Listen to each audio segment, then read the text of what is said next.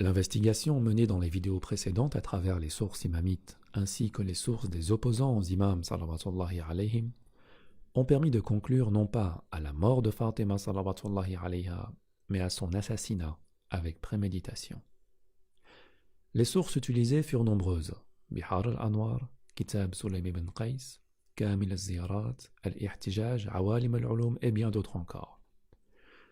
Fatima salawatullahi alayha a donc été tuée. Elle n'est pas morte d'un chagrin, elle n'est pas morte de tristesse, elle est décédée suite à ses blessures et aux coups qu'elle a reçus. Dans cet épisode, je vais parler de l'atmosphère dans laquelle cet assassinat a eu lieu, le contexte précédant l'assassinat, afin de pouvoir mieux cerner la situation et avoir un tableau plus précis des circonstances dans lesquelles la catastrophe s'est déroulée. Mais avant ça, je vais prendre quelques minutes pour recontextualiser les événements. Fatima salawatullahi alayha est décédée. Que se passe-t-il après? Il a été établi dans la vidéo précédente, à travers le livre de Sulaym ibn Qais al-Hilali, que Abu Bakr et ses partisans ont traîné Ali salawatullahi alayhi à la mosquée où se trouvait Abu Bakr, entouré de ses compagnons, tous sabre à la main. Les noms ont été cités: Abu Bakr, Khalid ibn al-Walid, Abu Ubaida ibn al-Jarrah, Salim mula Abi Hudayfa, Mu'ad ibn Jabal, Al-Mughira ibn Shu'bah, Usayd ibn Hussein, Bashir ibn Sa'd et bien d'autres encore, assis aux côtés de Abu Bakr, tous armés. Qu'est-ce que ce morceau de texte nous apprend? Il nous apprend qu'il y a un grand nombre de personnes qui ont agrippé Ali salawatullahi alayhi de force pour le tirer chez Abu Bakr à la mosquée, qui était lui-même déjà entouré par d'autres personnes armées. Il était entouré non seulement de ceux dont le nom est cité, mais aussi d'autres personnes. Il y avait d'autres personnes à ses côtés, et tous étaient armés. Bien. Maintenant, revenons à la période qui a précédé le meurtre de Fatima salawatullahi alayha. On se trouve ici juste après le décès du prophète sallallahu alayhi wa sallam. Que lit-on dans le Bihar al-Anwar au volume 28 à la page 204? Omar s'est vêtu de son manteau et marchait dans les rues de Médine en disant: il a été prêté serment à Abu Bakr, allez donc lui prêter serment. Et les gens allaient prêter serment. Et Omar savait qu'il existait un groupe d'abstentionnistes qui restaient dans leur maison. Alors il prenait avec lui un groupe de personnes pour renfoncer leurs portes, les faire aller à la mosquée afin qu'ils prêtent serment, et il prêtait alors serment. Jusqu'à ce que vint un jour où il a pris avec lui un grand nombre de personnes vers la maison de Ali ibn Abi Talib salawatullahi alayhi, et lui a demandé de sortir. Il vint alors, donc Omar, il vint alors avec du bois et du feu, et dit: par celui qui tient l'âme de Omar entre ses mains, qu'il sorte ou je les brûlerai avec ce qu'il y a dedans. Cette narration nous apprend plusieurs choses. On voit que des personnes ne voulaient pas prêter serment, ces fameux abstentionnistes. Et Omar entrait chez eux pour les empoigner de force et les faire aller à la mosquée de force pour prêter serment de force. Voilà dans quelle atmosphère était Médine après la mort du messager sallallahu alayhi wa sallam. Ensuite, nous voyons, comme dans les vidéos précédentes, qu'il voulait brûler la maison, et non pas seulement la porte, mais toute la maison et ceux qu'il y avait dedans. Et qui a-t-il dedans? Fatima salawatullahi alayha, ses enfants, son époux. Et ici, je veux insister sur le nombre des assaillants.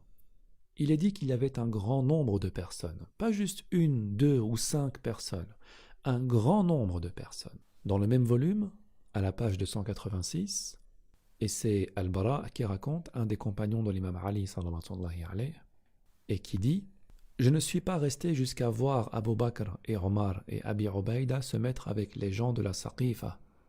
Et les gens de la Saqifa étaient nombreux. Et ils avaient tous des uzur de San'an. L'uzur, c'est un vêtement en fait qui couvre la moitié basse du corps, peut-être une espèce de pantalon bouffant ou une jupe de guerre. Et San'an est une ville du Yémen. Je ne suis pas resté jusqu'à voir Abu Bakr et Omar et Abi Ubaida se mettre avec les gens de la Saqifa, et ils avaient tous des uzur de San'an. Et il ne passait pas une personne devant eux sans qu'ils ne le malmènent. le malmener, soit le frapper, soit l'agripper violemment, soit le forcer à prêter serment. Et normalement, malmener, que je traduis du terme al-khabt, veut dire donner un coup avec la poignée de l'épée. Mais on ne va pas aller jusque-là. On va simplement dire frapper ou agripper.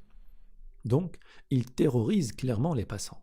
Et il ne passait pas une personne devant eux sans qu'ils ne le malmènent, et s'ils les attrapaient, ils mettaient leurs mains sur la main de Abu Bakr, qu'ils le veuillent ou pas.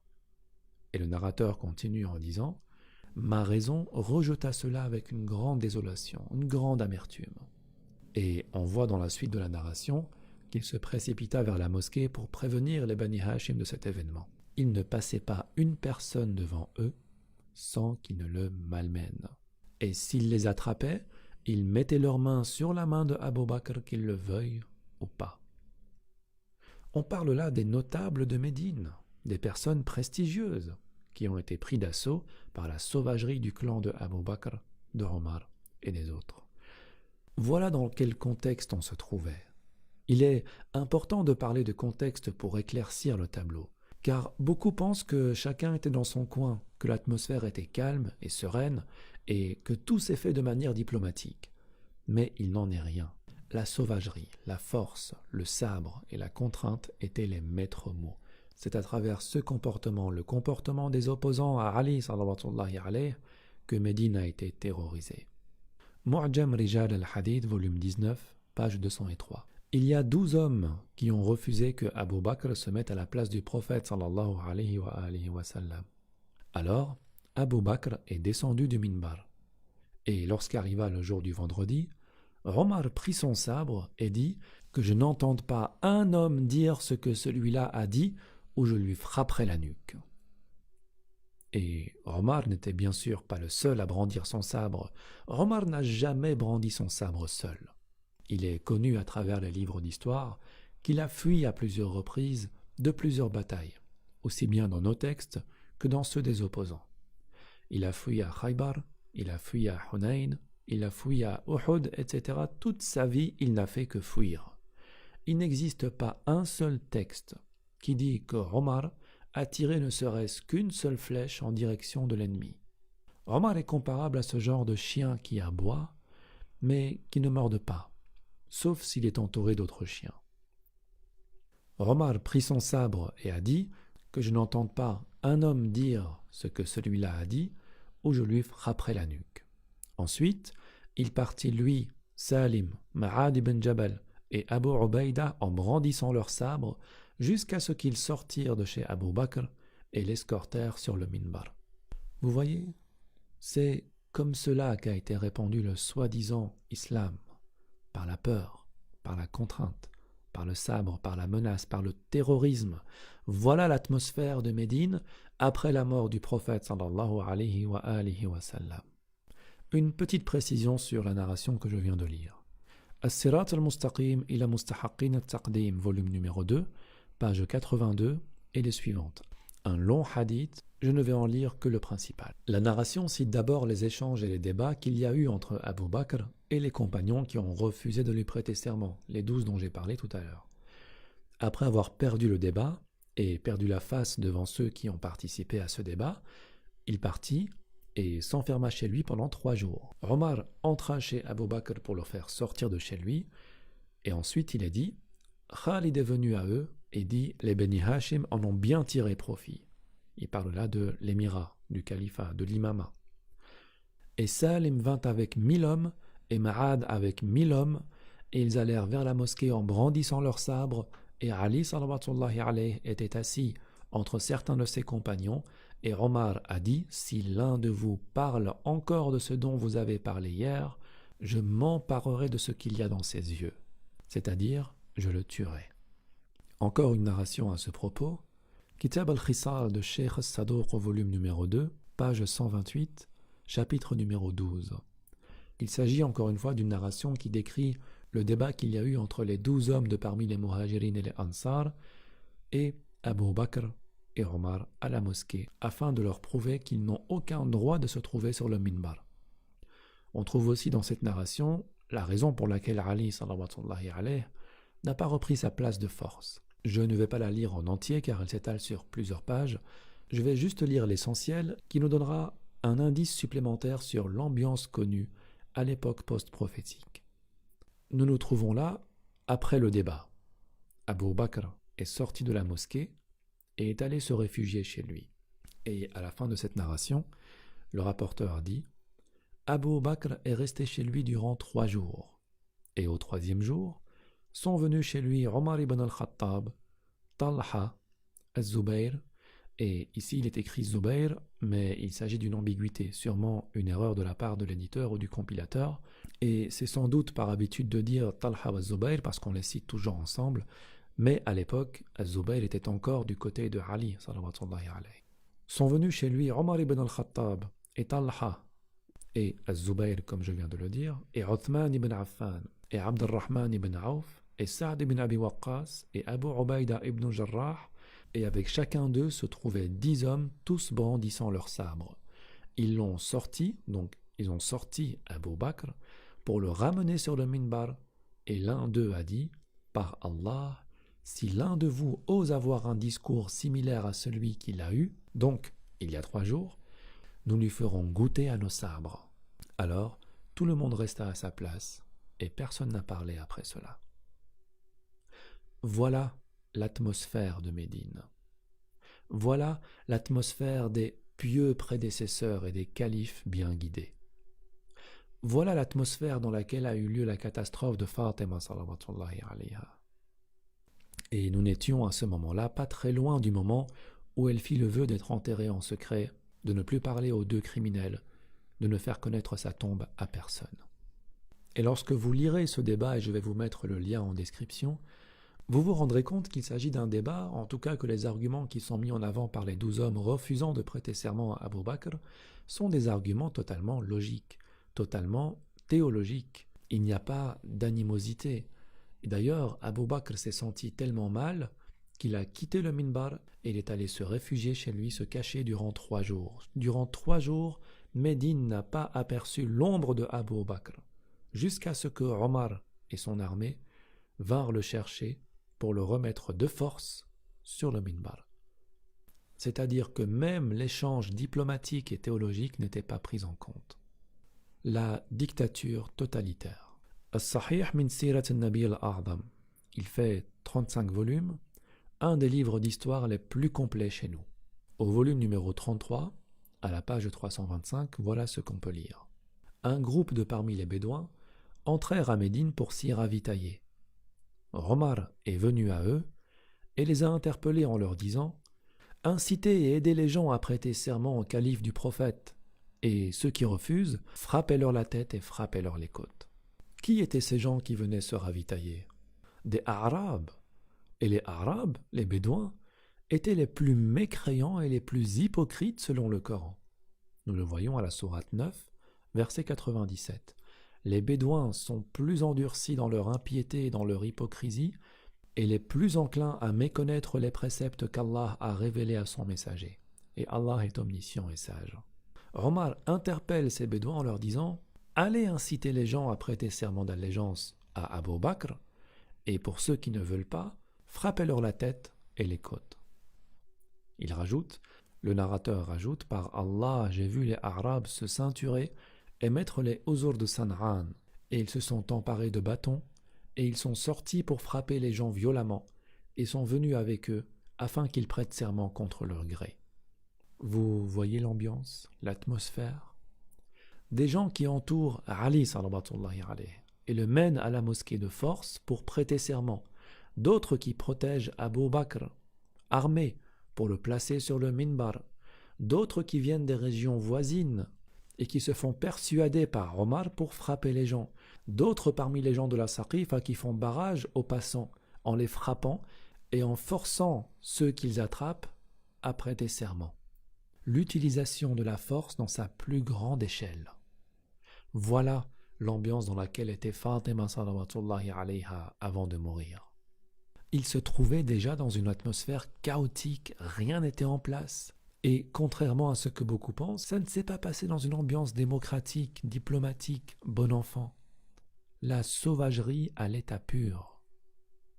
Tafsir al-Burhan, volume numéro 3, à la page 419. Lors du 4e jour, c'est-à-dire après que Abu Bakr se soit caché chez lui durant 3 jours, là on est au 4e jour. Lors du 4e jour, Omar entra chez Abu Bakr et lui dit « Qu'est-ce qui te fait rester ici ?» Il répondit « Laisse-moi tranquille, ya Omar.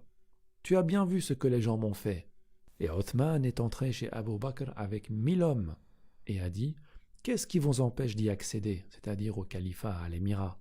Par Allah, les Bani Hashim en ont tiré profit. » Et Mu'ad ibn Jabal est venu avec 1000 hommes et a dit la même chose.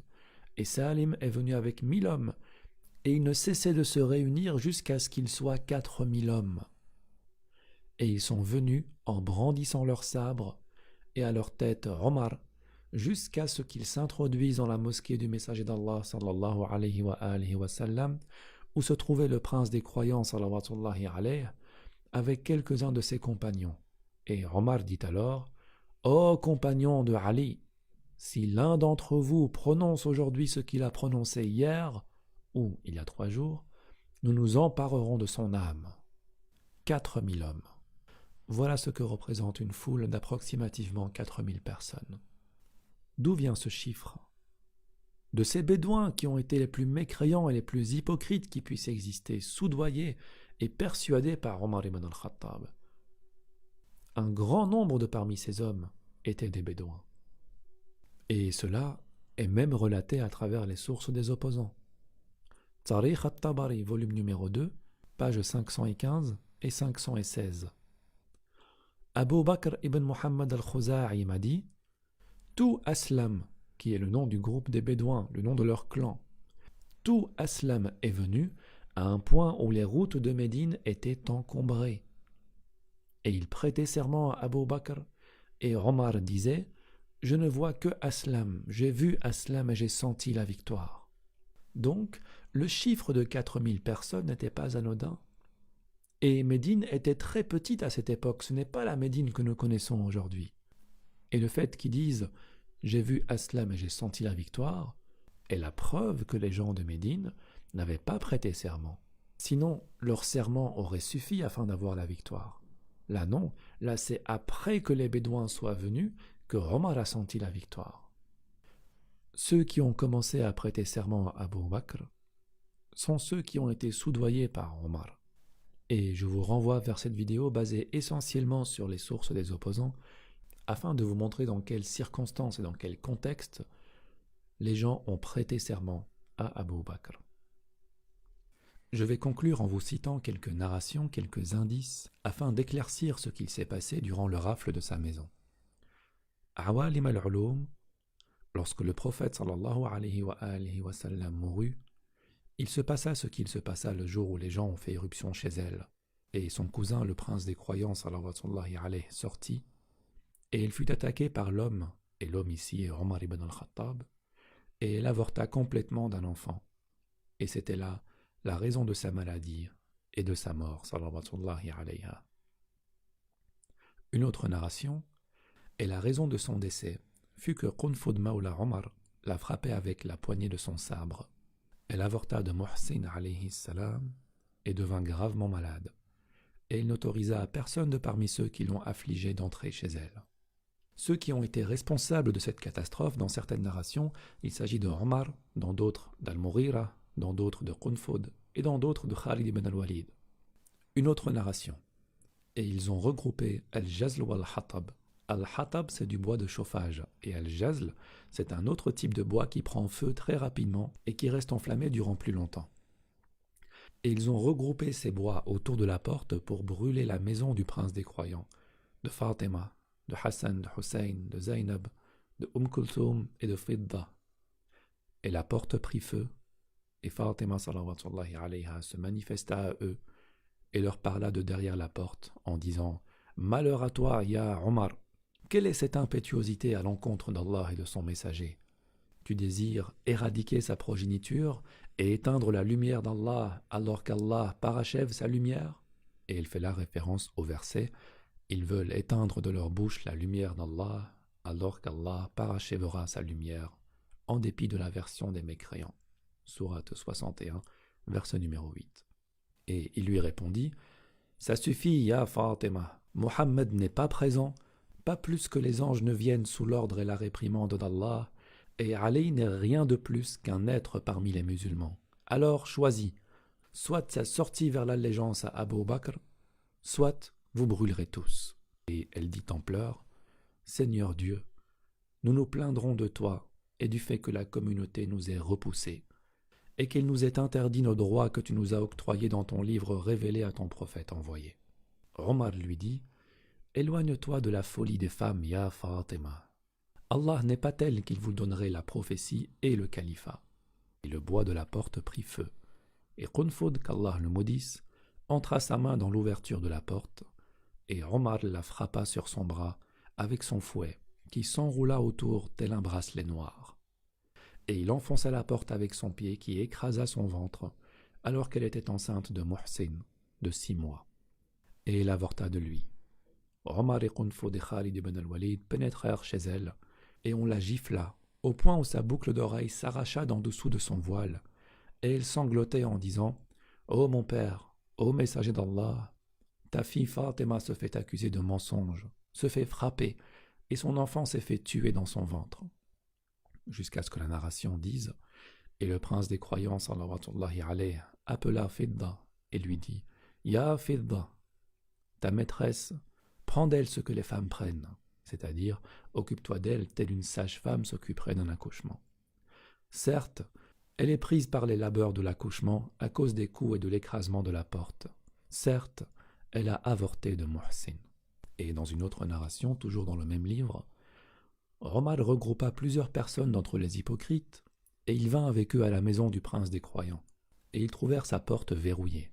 Ils crièrent alors « Sors, ya Ali, le calife du messager d'Allah te demande. » Il ne leur ouvrit pas la porte, alors ils vinrent avec du bois, et ils le mirent au pied de la porte, et ils vinrent avec du feu pour l'allumer. Et Omar s'écria par Allah, « Si vous n'ouvrez pas la porte, nous allons y mettre le feu. » Et lorsque Fatima sut qu'ils allaient brûler sa maison, elle se leva et entr'ouvrit la porte. Alors les gens l'ont enfoncée, avant qu'elle n'eût le temps de se montrer à eux. Et Fatima salawatullahi alayha se retrouva coincée entre la porte et le mur. Ils se sont alors précipités vers le prince des croyants, et il était assis sur son lit, et ils l'ont entouré et l'ont fait sortir de force de chez lui, agrippant ses vêtements et le tirant vers la mosquée. Et Fatima se mit entre eux et son époux et dit par Allah, « Je ne vous permets pas d'être injuste envers mon cousin. Malheur à vous, il vous a fallu peu de temps pour trahir Allah et son messager en étant déloyaux envers nous, Ahl al-Bayt, et certainement le messager d'Allah vous a commandé de nous suivre et de nous aimer et de vous attacher à nous. Et Allah a dit, « Dis, je ne vous demande aucun salaire pour cela, si ce n'est votre amour envers les proches. » Et la plupart des gens l'ont laissé à cause de cela. Alors Omar ordonna à Qunfud de la frapper avec son fouet, et il frappa son dos avec son fouet, ainsi que son flanc, au point où cela fit une marque sur son honorable corps.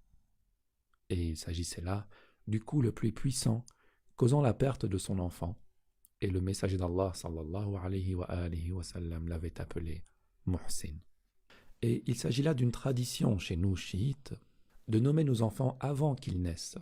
Une petite parenthèse pour vous la montrer, dans Kitab al-Kafi, volume numéro 6, chapitre 10, deuxième hadith du chapitre. Le prince des croyants, salawatullahi wa salamuhu alayhi, a dit « Nommez vos enfants avant qu'ils ne naissent, et si vous ne savez pas encore s'il s'agit d'un garçon ou d'une fille, nommez-les par des prénoms mixtes, car si vous êtes menés à faire une fausse couche, lorsqu'ils vous rencontreront le jour du jugement sans que vous ne les ayez nommés, l'avorton dira à son père « Tu ne m'as pas donné de nom. » Et le messager d'Allah sallallahu alayhi wa sallam a nommé Muhsin avant qu'il ne soit né. Une autre narration dans Awalim al-Ulum toujours, Omar ibn al-Khattab attaqua sa maison salawatullahi alayha avec 300 hommes. Et ce n'est pas étonnant. Nous venons de voir des narrations disant qu'ils étaient des milliers et que la maison de Ali salawatullahi alayhi s'est fait prendre d'assaut plus d'une fois. Et il s'agit ici d'un de ces nombreux assauts. Une autre narration, Omar prit le sabre des mains de Khalid ibn al-Walid et il frappa son épaule, l'épaule de Fatima salawatullahi alayha, avec l'embout de l'épée, jusqu'à ce qu'il la blessa. Une autre narration, et je terminerai par celle-là. Et le clou de la porte pénétra dans son ventre. Et Fatima cria: Ô mon père, ô messager d'Allah, regarde ce qui nous arrive après ton départ de la part d'Ibn al-Khattab et d'Ibn Abi Quhafa. Alors, Omar s'adressa à ceux qui étaient à ses côtés et leur dit: Frappez Fatima. Et les coups de fouet pleuvaient sur la chérie et le morceau du messager d'Allah sallallahu alayhi wa sallam, jusqu'à ce que son corps se mit à saigner. Et ce n'est pas moi qui le dis. Il faut que vous lisiez ce livre dans son entièreté, car il regroupe quasi la totalité des narrations relatant la catastrophe de Fatima salawatullahi alayha. Et je vous mets le lien du livre en description. Il existe une multitude de narrations nous expliquant les circonstances dans lesquelles l'attaque s'est produite, que je n'ai pas le temps de lire puisqu'il s'agit d'un volume entier. Et pour ceux qui ne sont pas arabophones, je suis désolé d'annoncer que ce livre n'a pas été traduit et qui ne le sera probablement pas pour le moment. Pourtant, nos chers et respectés savants possèdent les moyens de réunir des traducteurs, des chercheurs, des linguistes, à un tel point que le travail pourrait être accompli en l'espace d'un seul mois. Malheureusement, ils préfèrent traduire d'autres livres, dont l'importance n'est pas aussi capitale que ceux que je vous montre à travers ces vidéos. Nous peinons à nous réunir pour effectuer des traductions, et je remercie les frères et les sœurs qui travaillent dur afin de permettre à ceux qui ne disposent pas de la langue arabe d'accéder aux secrets et aux trésors que nous avons hérités de Muhammad et de la famille de Muhammad, salawatullahi wa salamuhu alayhim. Par manque de moyens et par manque de temps, au vu des obligations du quotidien, c'est un travail qui s'effectue très lentement. Et la désolation est immense lorsque nous savons que les autorités religieuses compétentes ont les moyens d'effectuer cette traduction, mais préfèrent sans doute financer d'autres projets tels que, par exemple, dorer les coupoles de nos saintes mausolées, ce qui n'apportera aucune science supplémentaire à ceux qui les visitent. Enfin, cela est un autre sujet. Il existe donc énormément de narrations dans ce livre, nous permettant de retracer le contexte dans lequel Fatima salawatullahi alayha fut assassinée. Nous tentons de ramasser des indices par-ci et par-là, jusqu'à ce que l'enquête soit résolue, et que nous ayons un tableau clair de ce qui s'est produit. J'atteste que ceux qui se lient à Fatima se lient au messager d'Allah, et que ceux qui coupent les liens avec Fatima coupent les liens avec le messager d'Allah, et que ceux qui prennent parti pour Fatima prennent parti pour le messager d'Allah, et que ceux qui s'en prennent à Fatima s'en prennent au messager d'Allah. Ya Zahra, que la paix d'Allah soit sur toi, ô fille du sceau des messagers, et guidez celui qui te prend pour maître, et périt celui qui te prend pour ennemi.